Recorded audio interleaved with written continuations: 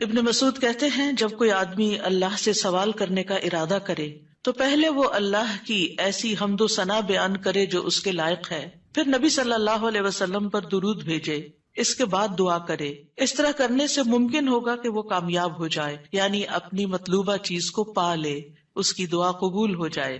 حضرت علی رضی اللہ عنہ کہتے ہیں ہر دعا روک دی جاتی ہے یہاں تک کہ محمد صلی اللہ علیہ وسلم پر درود پڑھا جائے۔ یہ ان کے احساسات ہیں اور وہ سمجھتے ہیں کہ یہ درود ہی دعاؤں کو آگے بڑھانے والا ہے۔ مناوی کہتے ہیں کل دعاء محجوب، یعنی ہر دعا سے قبولیت روک دی جاتی ہے یہاں تک کہ دعا کرنے والا نبی صلی اللہ علیہ وسلم پر درود پڑھتا ہے، یعنی دعا اللہ کی طرف نہیں اٹھتی یہاں تک کہ اس کے ساتھ نبی صلی اللہ علیہ وسلم پر درود کو نہ ملایا جائے، کیونکہ درود دعا کی قبولیت کا وسیلہ ہے۔ ہم نے دعا کی اہمیت اور آداب میں پڑھا تھا کہ کچھ وسیلے ایسے ہیں جو جائز ہیں اور کچھ وسیلے ایسے ہیں جو درست نہیں ہیں۔ تو جائز وسیلوں میں سے ایک وسیلہ کیا ہے کہ ہم درود پڑھیں تاکہ ہماری دعا آگے بڑھے۔ دعا میں درود کی وجہ سے اللہ سبحانہ وتعالی ہماری ساری ضروریات کے لیے کافی ہو جاتا ہے۔ صحیح الترغیب والترہیب میں آتا ہے ایک شخص نے عرض کیا اے اللہ کے رسول صلی اللہ علیہ وسلم، کیا میں اپنی دعا کا تہائی یعنی 1/3 حصہ آپ پر درود پڑھنے کے لیے مقرر کر دوں؟ آپ نے فرمایا ہاں اگر تم چاہو تو۔ اس نے کہا 2/3 2/3؟ آپ نے فرمایا ہاں اگر تم چاہو۔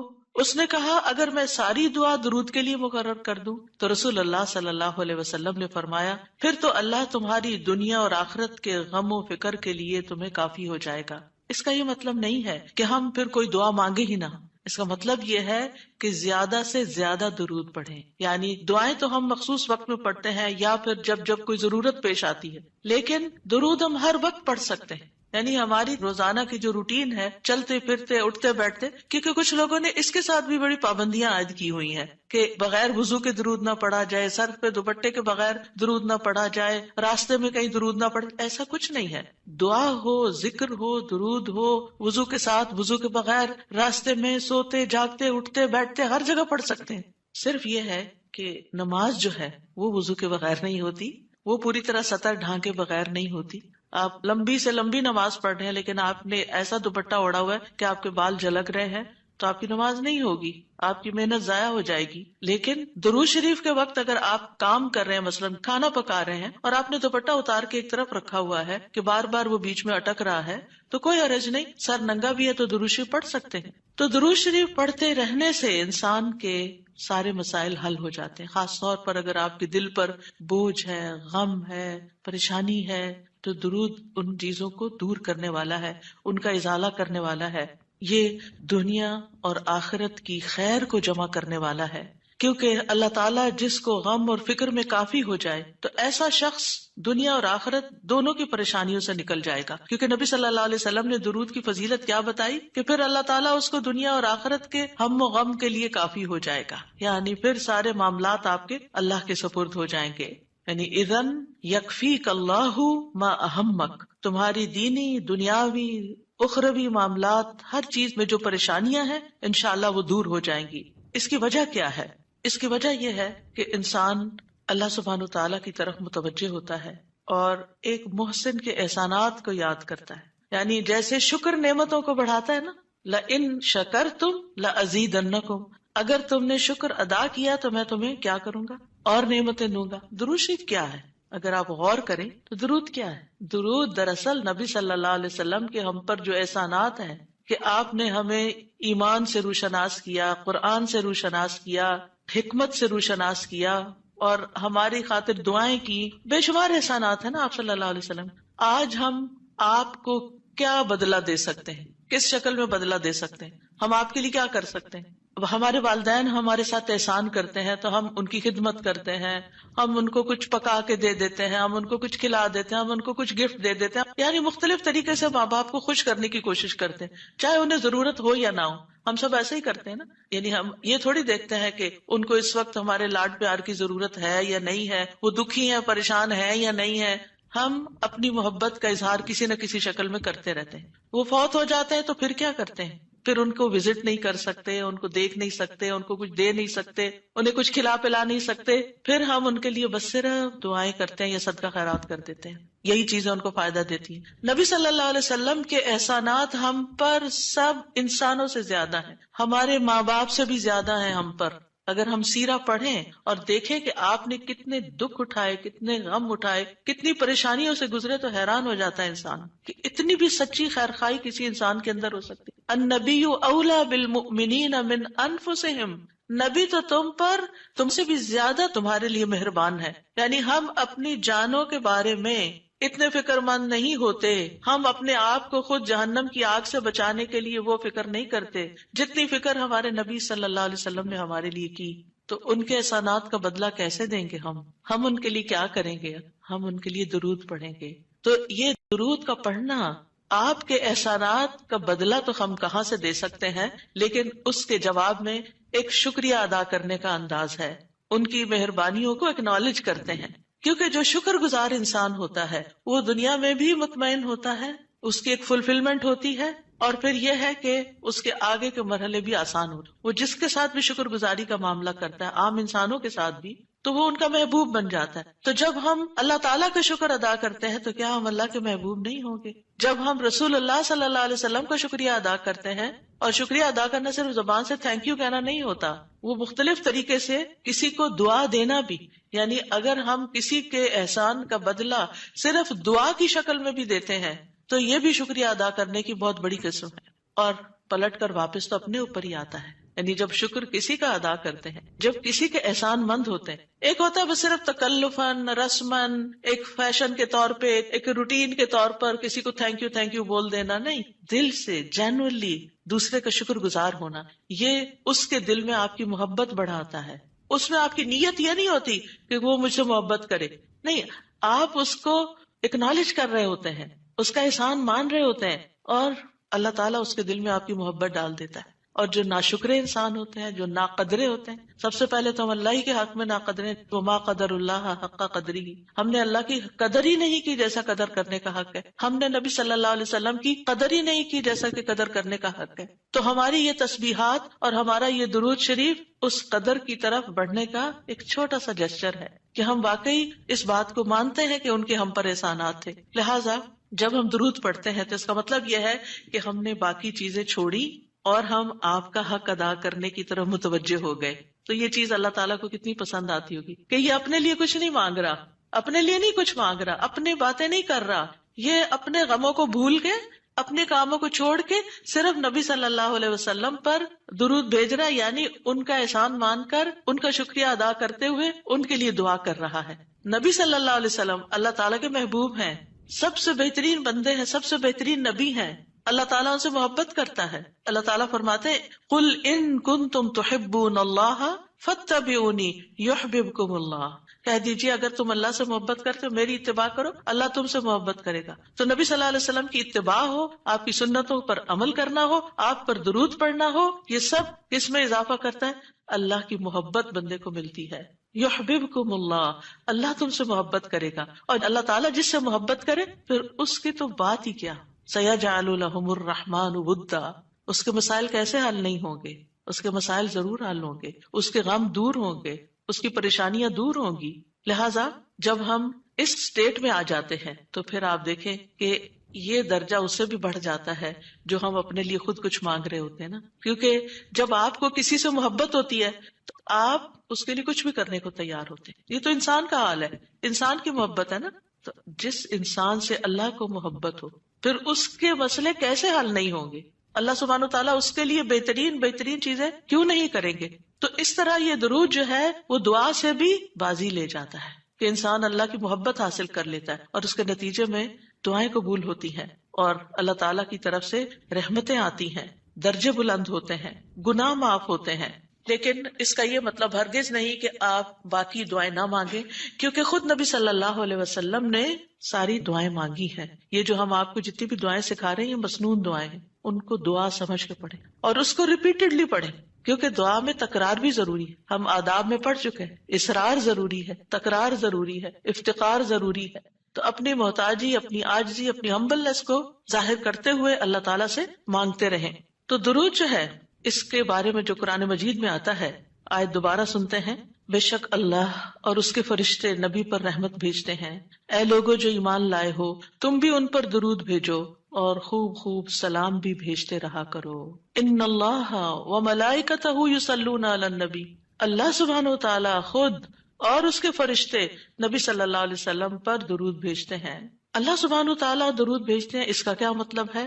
یعنی اللہ سبحانہ و تعالی ملائے اعلیٰ میں، آسمانوں کی بلند مجلس میں اپنے بندے، اپنے نبی محمد صلی اللہ علیہ وسلم کی تعریف کرتے ہیں، ان کے بلند مرتبے اور ان کی بلند شان کی خبر دیتے ہیں. اللہ تعالیٰ ان کی خود تعریف کرتے ہیں، ثنا کرتے ہیں، آپ پر رحمتیں اور برکتیں نازل کرتے ہیں. اور فرشتے بھی درود بھیجتے ہیں. جیسے فرشتے تسبیح کرتے ہیں نا، اور جیسے کائنات کی باقی چیزیں سب اللہ کی حمد و ثنا کرتے ہیں، تو نبی صلی اللہ علیہ وسلم پر بھی فرشتے درود بھیجتے ہیں. اور ان کا درود بھیجنا کیا ہے کہ آپ کے لیے رحمت اور مغفرت اور بلندی درجات کی دعا. یعنی ایک تو فرشتے ایمان والوں کے لیے دعا کرتے ہیں، دوسرا یہ کہ فرشتے نبی صلی اللہ علیہ وسلم کے لیے خاص دعائیں کرتے ہیں.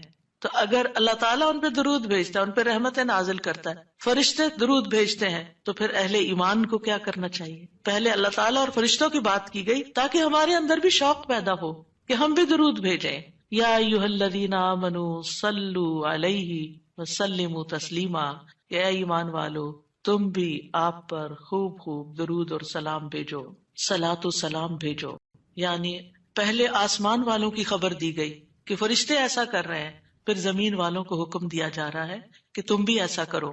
قرطبی کہتے ہیں اس آیت کے ذریعے اللہ نے اپنے رسول کو آپ کی زندگی میں، یعنی رسول اللہ صلی اللہ علیہ وسلم کی زندگی میں اور آپ کی وفات کے بعد آپ کو شرف و مرتبہ بخشا ہے، اور آپ کے مقام اور مرتبے کو بیان کیا ہے کہ آپ کا کیا مقام ہے، تاکہ ہم ایمان والے اس مقام کو سمجھیں. تو دوسرے لفظوں میں آپ صلی اللہ علیہ وسلم کے لیے اوپر کے جہان اور نیچے کے جہان میں تعریفیں ہوتی ہیں. یعنی ہم بھی آپ کی تعریف کرتے ہیں اور فرشتے بھی آپ کی تعریف کرتے ہیں، ہم بھی آپ کے لیے دعائیں کرتے ہیں، فرشتے بھی آپ کے لیے دعائیں کرتے ہیں. اور اللہ سبحانہ تعالیٰ ملائے اعلیٰ میں مقرب فرشتوں کے پاس اپنے نبی کی تعریف کرتے ہیں. آپ دیکھیں کہ دنیا میں طرح طرح کی مجالس ہوتی ہیں نا، کچھ مجالس بڑی خاص ہوتی ہیں، خاص لوگ صرف انوائٹیڈ ہوتے ہیں، ہر کوئی نہیں وہاں جا سکتا. آسمانوں میں بھی خاص مجالس، اللہ سبحانہ وتعالیٰ کے جو خاص مقرب فرشتے ہیں جنہیں وہ حکم دیا گیا تھا کہ آدم کو سجدہ کرو، جن کے سامنے اللہ تعالیٰ نے یہ بات رکھی تھی کہ میں آدم کو پیدا کرنے جا رہا ہوں. یہ گیدرنگ جو ہے اس کو ملائے اعلیٰ کہتے ہیں. ملا کہتے ہیں سرداروں کو، اور اعلیٰ کہتے ہیں بلند سردار. تو یہ ایلیٹ کلاس ہے فرشتوں کی کہ جس کے سامنے اللہ سبحانہ تعالیٰ نے حضرت آدم کی پیدائش کی بات کی تھی اور پھر اس کے بعد سجدے کا حکم دیا گیا تھا. تو مقرب فرشتوں کے درمیان یا ان کے پاس اللہ سبحانہ تعالیٰ نبی صلی اللہ علیہ وسلم کی تعریف کرتے ہیں. ذرا سوچئے، امیجن کیجئے فرشتوں کی مجلس. ویسے تو کوئی فرشتہ اللہ کی نافرمانی نہیں کرتا، ہر فرشتہ اطاعت گزار ہے، ہر فرشتہ اللہ کی بات مانتا. یفعلون ما یؤمرون، لپکتے ہیں، دوڑتے ہیں، بھاگتے ہیں، تیز بھاگتے ہیں ایک دوسرے سے.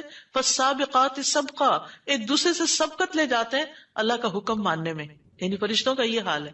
لیکن ان کی کیٹیگریز ہیں. سورۃ فاطر کے شروع میں کیا آتا ہے؟ جاعل الملائکۃ رسلا اولی اجنحۃ مثنی وثلاث ورباع ویزید فی الخلق ما یشاء.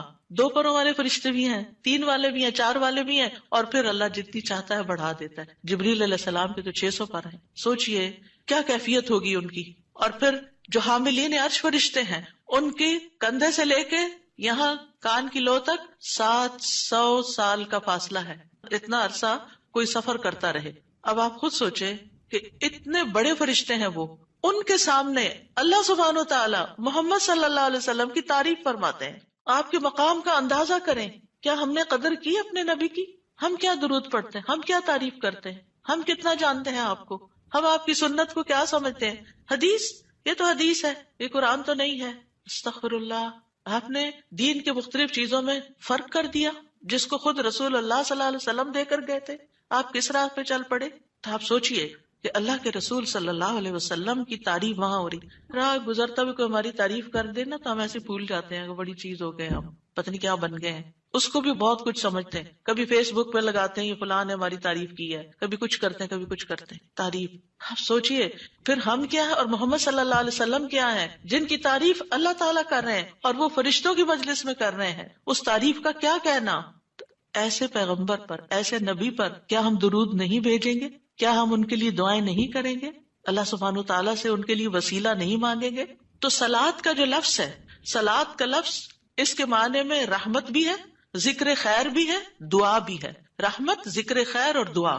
قاموس میں ہے الصلاۃ الدعاء والرحمت والاستغفار وحسن الثناء من اللہ عز وجل علی رسولہ صلی اللہ علیہ وسلم۔ صلاۃ سے مراد دعا، رحمت، استغفار اور اللہ عز وجل کی طرف سے اس کے رسول کی تعریف ہے، یعنی درود کا یہ مطلب ہے۔ یعنی اللہ تعالیٰ کی طرف سے صلاۃ بھیجنے کا مطلب کیا کہ اللہ تعالیٰ آپ سے راضی ہیں اور آپ پر رحمت نازل کرتے ہیں، ٹھیک ہے؟ یعنی اللہ تعالیٰ آپ پر درود بھیجتے یعنی آپ پر رحمت نازل کرتے ہیں اور آپ سے راضی ہیں۔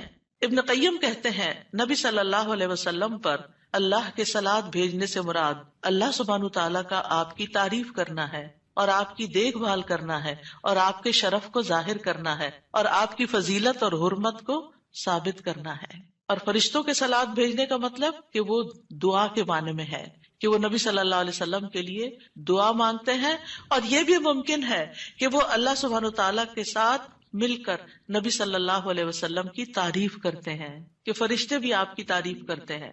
ابو عالیہ کہتے ہیں کہ معزز فرشتوں کا صلاۃ بھیجنا ان کا دعا کرنا ہے نبی صلی اللہ علیہ وسلم کے لیے۔ ابن عباس کہتے ہیں یصلون کا مطلب ہے وہ برکت کی دعا کرتے ہیں۔ یہ سارے معنی میں اختلاف نہیں ہے، یہ مختلف طریقے سے صلاۃ کے لفظ کو واضح کیا گیا، کیونکہ عام طور پر ہمیں لفظ درود کا بھی مطلب کوئی نہیں آتا ہوتا، یعنی کہ اگر کسی سے پوچھے درود کیا ہوتا ہے کچھ پتہ نہیں، بس ہوتا ہے درود۔ تو عربی میں درود نہیں کہتے، یہ فارسی کا لفظ ہے، عربی میں صلاۃ کہتے ہیں، اور صلاۃ میں یہ سارے معنی آ جاتے ہیں جو میں عرض کر رہی ہوں۔ اور امت کو کیا حکم ہے کہ وہ آپ کے لیے دعا بھی کریں اور آپ کے حکم کی تعظیم بھی کریں۔ آپ کے حکم کو، جو نبی صلی اللہ علیہ وسلم کا حکم ہے، اس کو سب کے حکم پر فوقیت دیں، اس کو بڑا سمجھیں۔ ایک طرف ماں باپ کا حکم، ایک طرف رسول اللہ صلی اللہ علیہ وسلم کا حکم۔ اگرچہ اللہ سبحانہ تعالیٰ نے ہمیں ماں باپ کے ساتھ احسان کا حکم دیا ہے، ان کی بات ماننے کے لیے بھی کہا ہے، لیکن ان کے مقابلے میں اگر رسول اللہ صلی اللہ علیہ وسلم آ جاتے ہیں تو پھر ہمیں رسول اللہ صلی اللہ علیہ وسلم کی بات کو فوقیت دینی ہے، ترجیح دینی ہے، اہمیت دینی ہے، کیونکہ وہ شخص مومن ہی نہیں ہو سکتا جس کو نبی صلی اللہ علیہ وسلم اس کے والدین، اولاد اور سب انسانوں سے زیادہ محبوب نہ ہو جائے۔ یہ ایمان کا کرائیٹیریا ہے۔ سارے انسانوں، چاہے کوئی کتنے بڑے بڑے اسکالرز ہوں، سائنٹسٹ ہوں، ریسرچرز ہوں، چاند پہ جانے والے لوگ ہوں، جو مرضی ہوں، جہاں رسول اللہ صلی اللہ علیہ وسلم کی بات آ گئی، یہ بات سچی ہے۔ صدق اللہ و رسولہ، اللہ اور اس کے رسول نے سچ کہا ہے، صحیح اوتھینٹک حدیث سامنے آ گئی ہے، ایسا ہی کرنا چاہیے۔ ریسرچز کہتی ہیں شہد نہ کھایا جائے کیونکہ اس میں بہت سویٹنس ہے، نہیں قرآن کہتا ہے کہ شہد میں شفا ہے۔ نبی صلی اللہ علیہ وسلم نے تجربہ کروایا تھا ایک شخص کو، وہ شہد سے پہلے بیمار ہوا تھا اور پھر اسی سے ہی وہ ٹھیک ہوا تھا جس کا پیٹ خراب ہوا تھا۔ ہمارا یقین ہے اگر شہد خالص ہے، شہد ہے کچھ اور نہیں، تو پھر اسی میں ہی شفا ہے۔ یہ ہو نہیں سکتا کہ جو بات قرآن کہہ دے اور جو بات نبی صلی اللہ علیہ وسلم کہہ دے پھر اس میں کوئی شک باقی رہے۔ کوئی شک نہیں، ہمیں اس شک کو دل سے نکالنا ہے۔ دو چیزیں ایمان میں خلل ڈالتی ہیں، شبہات اینڈ شہوات، کیونکہ جب ہمارے اندر ڈاؤٹس آ جاتے ہیں نا کسی چیز کے بارے میں تو پھر ہمارا یقین اٹھ جاتا ہے، پھر ہمارا عمل کمزور ہو جاتا ہے، اور اسی طرح جب ہماری خواہشات آگے آ جاتی ہیں تو پھر ہم لیزی ہو جاتے ہیں، ہم اپنی مرضی پسند کے محبوب کام کرنے لگتے ہیں اور دوسرے کاموں کو پیچھے کر دیتے ہیں، چاہے وہ ہمارے لیے زیادہ فائدے کی کیوں نہ ہو۔ ابن قیم کہتے ہیں ہمارا آپ پر صلاۃ بھیجنا یہ ہے کہ ہم اللہ تعالیٰ سے مطالبہ کرتے ہیں، ہم اللہ تعالیٰ سے دعا کرتے ہیں، اللہم، کہ اے اللہ ہمارے نبی کی اور بھی زیادہ تعریف کریں اور آپ کی فضیلت اور شرف کو ظاہر کریں اور آپ کی تکریم اور اپنی قربت کا آپ ان کے لیے اظہار کریں، یعنی اے اللہ تعالیٰ آپ ان کو اور زیادہ محبوب بنا لیں، اور زیادہ ان کو عزت دیں، اور زیادہ ان کے درجے بلند کریں۔ اور یہ سچے دل سے تو دعا اسی کی ہوگی نا جو نبی صلی اللہ علیہ وسلم سے محبت کرتا ہوگا اور آپ کی اہمیت کو جانتا ہوگا۔ ان لوگوں کا درود کیا درود ہوگا جو نبی صلی اللہ علیہ وسلم کو وہ عزت اور مقام دیتے ہی نہیں جو واقعی ان کا ہے، کیونکہ جب تک کسی سے محبت نہ ہو تو اس کے لیے اس درجے کی دعا بھی نہیں ہو سکتی۔ چاہے دن میں کوئی 10 دفعہ آپ سے کہنا میرے لیے دعا کرو، آپ کریں گے، لیکن اس پیار سے وہ دعا نہیں نکلے گی جس پیار سے وہ دعا نکلے گی جس سے آپ کے لیے محبت، وہ نہ بھی کہے تو آپ اس کے لیے دعائیں کرتے رہتے ہیں۔ اور پھر یہاں پر اس آیت میں صرف صلاۃ کی بات نہیں بلکہ کیا فرمایا، وسلموا تسلیما. سلموا، آپ کو سلام کا تحفہ بھی دیں، صرف صلات نہیں بلکہ سلام بھی کریں. تسلیم کا کیا مطلب ہے؟ کہ آپ پر خیر و برکات نازل ہوں، آپ پر اللہ کی رحمتیں ہوں، سلامتیاں ہوں، اور آپ ہر طرح کی تکالیف اور آفتوں سے محفوظ رہیں، ہر طرح کے نقائص سے پاک رہیں.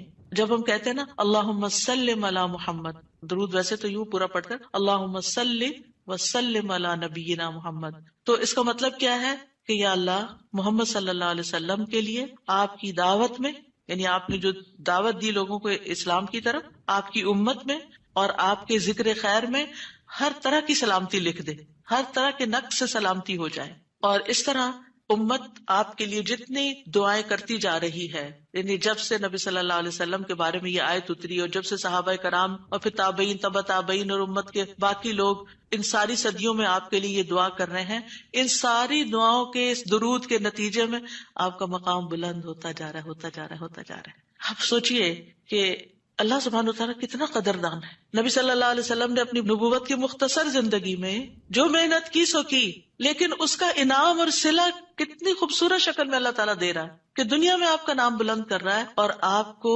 بلندی عطا کر رہا ہے اور آپ کے لیے سب سے دعائیں کرنے کو کہہ رہا ہے. یعنی درود کیا ہے؟ نبی صلی اللہ علیہ وسلم کے لیے دعا، اور وہ دعائیں اللہ تعالیٰ قبول بھی کرتے جا رہے اور اس کے نتیجے میں نبی صلی اللہ علیہ وسلم کے درجات بلند ہوتے چلے جا رہے ہیں. تو سوچئے جو سنت کی پیروی کرے گا، جو آپ کے مشن کو آگے لے کے بڑھے گا، جو اخلاص کے ساتھ اس رستے کو اپنائے گا، جو یہی کام کرے گا جو محمد صلی اللہ علیہ وسلم نے کیے، جو آپ کا پیروکار ہوگا، جو آپ کی سنت کا متبع ہوگا، جو آپ کے اس مشن یعنی دین کی تبلیغ کے کام کو آگے لے کر بڑھے گا، کیا اللہ تعالیٰ اس کو ایسے ہی چھوڑ دیں گے؟ کیا اللہ سبحانہ تعالیٰ اس کی قدر نہیں کریں گے؟ ہم سب انسان کسی نہ کسی طرح دنیا میں بلندی چاہتے ہیں، کوئی ڈگری کے ذریعے، کوئی مال کے ذریعے، کوئی کسی ذریعے دوسروں سے آگے نکلنا چاہتا ہے، بلند مرتبہ ہونا چاہتا ہے. لیکن اس راستے کو چھوڑ دیتے ہیں کیونکہ اس راستے کو بظاہر یوں لگتا ہے کہ اس سے کیا ملے گا، ہمیں اس سے کون سی بلندی مل جائے گی، اور اس طرح ہم نبی صلی اللہ علیہ وسلم کے طریقہ کار کو چھوڑ کر اور طریقوں کو اختیار کرنے لگتے ہیں. ہم سمجھتے ہیں شاید اس میں زیادہ خیر ہے یا اس سے ہمیں زیادہ بھلائی یا کوئی بڑائی مل جائے گی. نہیں، اصل بات یہ ہے کہ ہمیں جو عزت یہ دین دے سکتا ہے، جو مرتبوں کی بلندی، جو اللہ کی رحمتیں، جو خیر اور لازوال نعمتیں جنہیں کبھی ختم نہیں ہونا، جو اس راستے سے مل سکتی ہیں، وہ دنیا میں کوئی اور راستہ ہے ہی نہیں ان سب نعمتوں کو پانے کا. پھر بھی ہم اپنے دین کو حقیر سمجھتے ہیں اور دین کی خدمت کو فارغ وقت کا کام سمجھتے ہیں اور پورے خوشی اور محبت اور خلوص کے ساتھ یہ کام نہیں کرنا چاہتے. ہمیں ضرورت رہتی ہے کہ کوئی اور آئے، دھکا سٹارٹ کرے اور پھر ہم آگے بڑھیں، کوئی ہمیں موٹیویٹ کرے تو پھر ہم کچھ کریں. ہم خود سے کچھ کرنے والے نہیں. ہم کس بات کے انتظار میں ہیں؟ اصل مشکل یہ کہ ہمارے یقین میں کمی ہے، تو اس یقین کو بڑھانے کی ضرورت ہے. تو اللہ سبحانہ وتعالیٰ اپنے فرشتوں کے بعد ایمان والوں کو حکم دیتا ہے کہ اے مومنو، تم تو زیادہ حقدار ہو کہ نبی پر درود و سلام بھیجو، کیونکہ تمہیں ان کی رسالت سے جو برکتیں حاصل ہوئی ہیں، جو فیض حاصل ہوا ہے، وہ فرشتوں کو تو نہیں ہوا نا. فرشتے تو پہلے سے اللہ کی عبادت کرے. ہمیں عبادت کے طریقے کس نے سکھائے؟ محمد صلی اللہ علیہ وسلم نے سکھائے. آپ کی بدولت ہمیں یہ ساری نعمتیں ملی، تو ہمیں تو زیادہ پھر درود بھیجنا چاہیے. تو صلو علیہ وسلموا تسلیما. تو آپ کا حق اور آپ کی عزت اور آپ کی قدردانی صرف یہ نہیں کہ ہم آپ کی شان میں کوئی گستاخی نہ کریں یا کوئی گستاخی کرے تو اس کے پیچھے پڑ جائیں. آپ کا مقام اس سے زیادہ کا متقاضی کہ آپ پر درود و سلام بھیجا جائے. اور یہ قرآن سے بھی ثابت اور یہ سنت سے بھی ثابت اور یہ فرشتوں کا طریقہ بھی ثابت. اسی لیے آپ دیکھیں کہ نماز کے اندر درود پڑھنا واجب ہے، واجب ہے. اگر آپ نے اتحیات پڑھ کے سلام پھیر دیا، درود نہیں پڑھا، تو آپ کی نماز ناقص ہے. لیکن اگر آپ کو وضو ٹوٹ رہا ہے مثال کے طور پر، اور آپ سوچتے ہیں کہ اب اگر میں اس موقع پر میری نماز جاتی ہے تو میں کیا کروں گا، تو اگر آپ صرف اتنا بھی پڑھ دیتے ہیں نا اللہم صلی وسلم علی نبینا محمد اور سلام پھیر دیتے ہیں، نماز ہو جاتی ہے. تو یہ یعنی عام حالات میں بھی ہم درود پڑھ سکتے ہیں اور نماز میں تو پڑھنا ہی پڑھنا ہے. اور پھر اذان کے بعد اور مختلف مواقع پر انشاءاللہ دیکھتے ہیں. شیخ سعدی کہتے ہیں آپ صلی اللہ علیہ وسلم پر درود بھیجنا اللہ سبحانہ تعالیٰ اور اس کے فرشتوں کی اقتدا ہے، اور جو حقوق ہم پہ عائد ہوتے ہیں اس کا بدلہ دینا بھی مقصود ہے. آپ کی محبت اور آپ کی تکریم کی علامت ہے. جو آپ سے جتنی محبت کرے گا اتنا ہی درود بھیجے گا.